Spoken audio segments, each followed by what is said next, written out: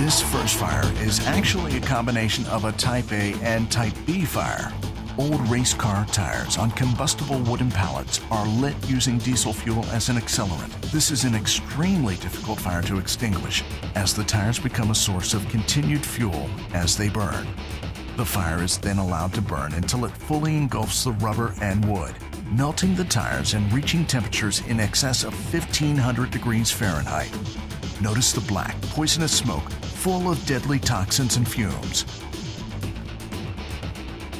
The fire blockade is then applied using a 2.5-gallon extinguisher, putting out the fire in less than 19 seconds and turning the deadly black smoke toxins into harmless white steam. Note how the fire blockade has brought down the temperature of the tires down from 1500 degrees to less than 100 degrees, making it cool enough for people to place their bare, ungloved hands on them. Touching the material from a Type B fire extinguished with any other agent such as water or a dry chemical compound would cause serious injury.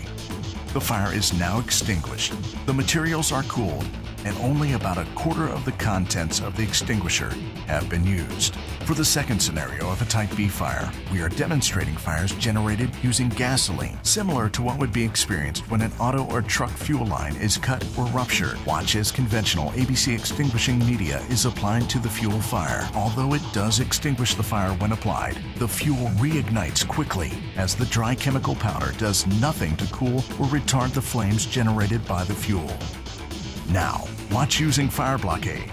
We are using a large metal container filled with fuel.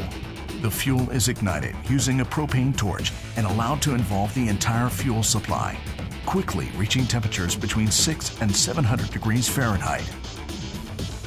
Upon application, fire blockade has the fire extinguished in about 6 seconds.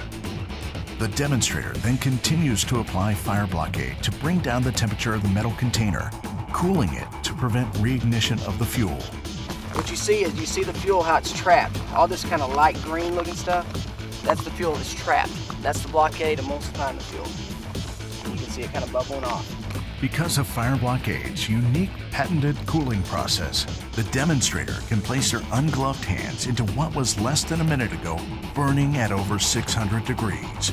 Without the fear of heat or chemical burn, the fire blockade has cooled the fuel down to nothing more than lukewarm bath water, proving the quick cooling effects of fire blockade to the surfaces of involved materials. The demonstrator will now attempt to reignite the fuel vapors and unspent fuel in the tank, but the fuel will not reignite, even though there is available fuel and a propane igniter shooting directly on the surface, demonstrating fire blockade's outstanding vapor suppression and flame retardant capabilities.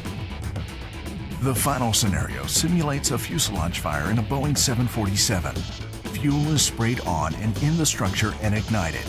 Fuel is then reapplied to the blaze twice to feed the ignited fire before the firemen are allowed to attack it. As you can see, the application of fire blockade brings the fire under control quickly. Blockade immediately extinguishes and cools each area it is applied to, as evidenced by no flames spreading around the firefighters. Once the fire blockade hits the burning accelerant, it is extinguished beyond the point of reignition. Also note that because of fire blockade's unique cooling effect, the firefighters can aggressively attack the fire without the use of special aluminized fire suits and breathing apparatuses. Notice from the timer, the entire blaze is completely extinguished in about 30 seconds. As you can see, fire blockade, when applied, extinguishes the fire and retards the ability of the fuel to reignite.